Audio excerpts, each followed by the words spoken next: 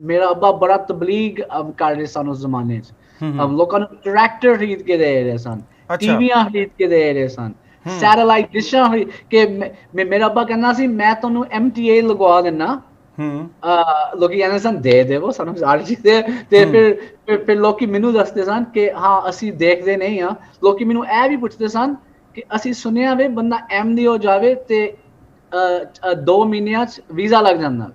ਅੱਛਾ ਜਿੱਥੇ ਵੀ ਮੁਸਲਮਾਨ ਸਾਨੂੰ ਮਿਲਦੇ ਸਨ ਔਰ ਉਹਨਾਂ ਨੂੰ ਪਤਾ ਸੀ ਕਿ ਅਸੀਂ ਕਾਦੀਆਨੀ ਸੀ, ਕਿਸੇ ਨੇ ਕਦੀ ਕੋਈ ਗਾਲੀ ਨਹੀਂ ਦਿੱਤੀ, ਹੂੰ ਕਿਸੇ ਨੇ ਮੇਰੇ ਅੱਬੇ ਨਾਲ ਕੋਈ ਜ਼ਿਆਦਤੀ ਨਹੀਂ ਕੀਤੀ, ਰਿਪੋਰਟ ਨਹੀਂ ਹੂੰ ਕੀਤੀ, ਮਾਰਿਆ ਨਹੀਂ, ਕੁੱਟਿਆ ਨਹੀਂ, ਸਾਰੇ ਜਾਣਦੇ ਸਨ। ਹੂੰ ਉਹ ਸਾਨੂੰ ਪੁੱਛਦੇ ਸਨ ਇਹ ਵੀਜ਼ਾ ਦੀ ਗੱਲ ਦੱਸੋ।